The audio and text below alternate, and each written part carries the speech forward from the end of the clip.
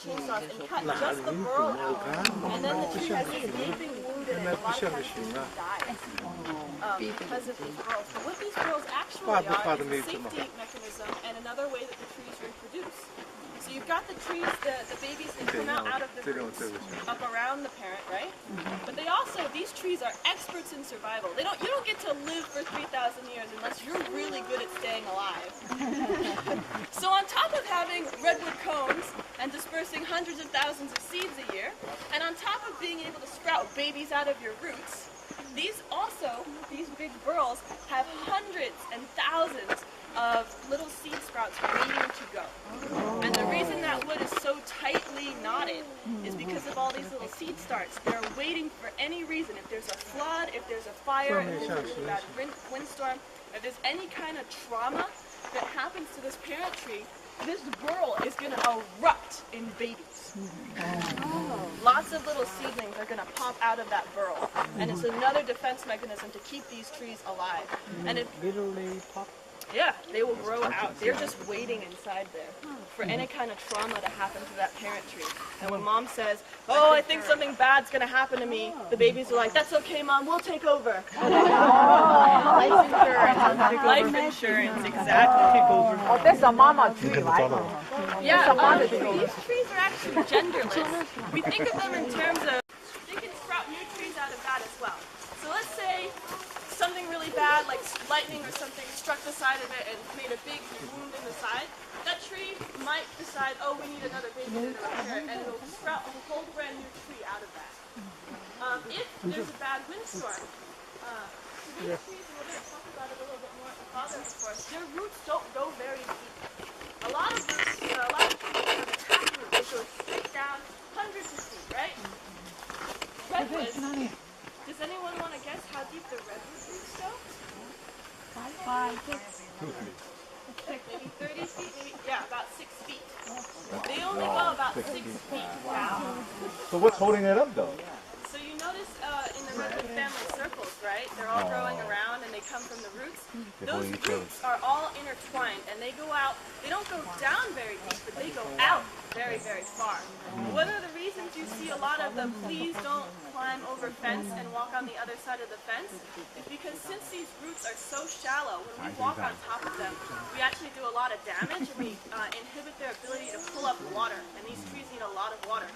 But those root systems are all intertwined, and it's like they're holding hands, so they're holding each other up, which is why over at the campfire center, that one that fell, one of the reasons that one fell, one, it was super, super big and super, super tall, but also you notice there were not a lot of other trees around it.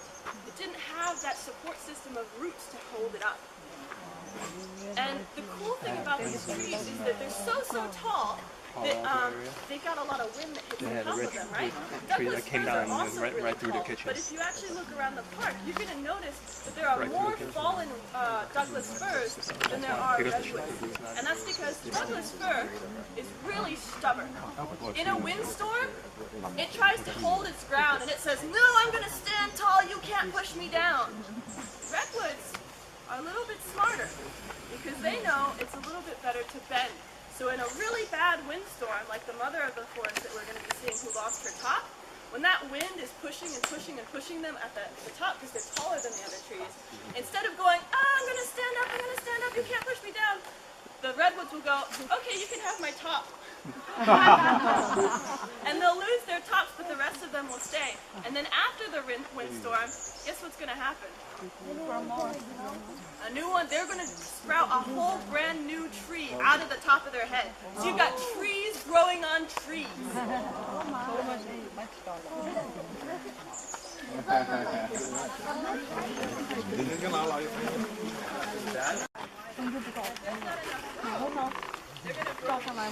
在上面又长了个新的树。整树在上面，就是树上有个树。 It's because of this. 上来吧。 This is my favorite tree in the whole park. It's called the chimney tree. And it is really neat. Everyone, one by one, you should go inside and look up.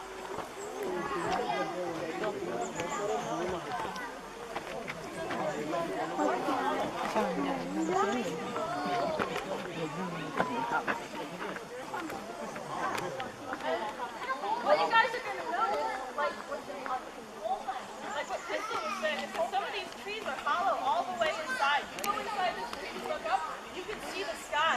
This tree is not dead. So what happened was, remember in the story I told you about the Douglas fir? The redwood refused to open up its bark to let the mice in, right? These trees are so good at surviving that even if their whole middle is hollowed out, they won't die. But the interesting thing is, the bark is fire resistant, but the inside, what we call the heartwood, is not.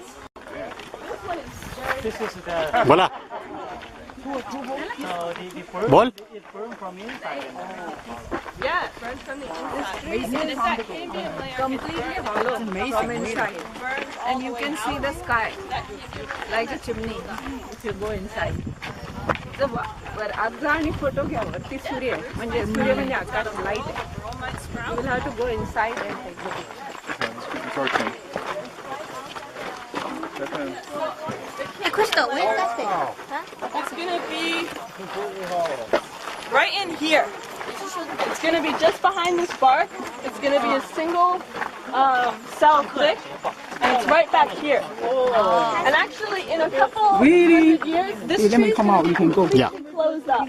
Oh, really? It's healing itself already. So you see all this weird sort of knotty wood that's right here? This is scar It's tissue. whole And hollow over tree. time, you'll see it a lot better on the mother of the forest. I've got some pictures of her scar that's been You can see the light. It's gonna keep coming the a whole- little closer and a little closer. It's all When you're hollow hiking through inside. the forest, you might be hiking past a ton of trees that are just as hollow as this one. You can't tell because they look like this on the outside. They closed up over time. So did everyone get a chance to look up? Yeah. It would take for this to close up, and the answer is it's really variable. It's going to depend on how much water, what kind of weather there is to facilitate that growth. But then, what was the other person? Matthew was asking whether or not, when it closes up, if that heartwood is going to come back. The heartwood is made up, the answer to that is no, and the reason is because the heartwood is all the old cambium layers. So you know when you cut a tree down, you get all those rings? Those rings are all the growth rings. Those are all the old dead cambium layers, the living parts of the tree. So they live for 1 year, and then the cells This is push the hollow out, tree. and the cells inside die. And then they live for another year, and the cells push out again. And so it's always going to be right on the edge of the tree.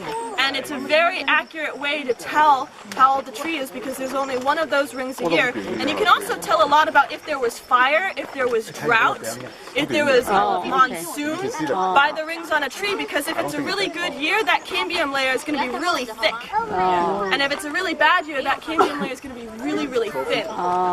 And that's why there's so much variation in the tree rings. It's telling you, it's giving you a story about what happened to it in that year. Okay.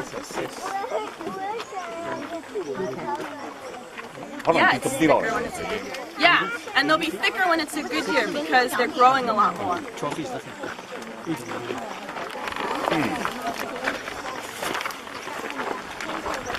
I think the top will be.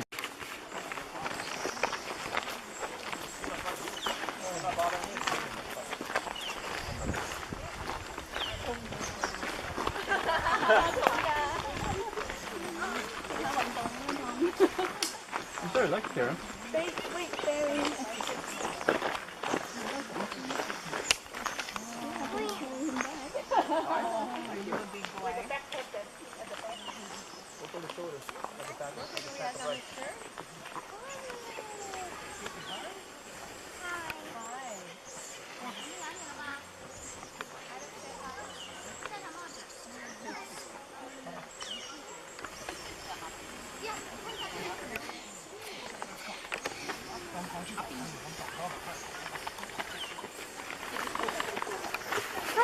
Baba. Faster than me, yeah. No, I'm behind.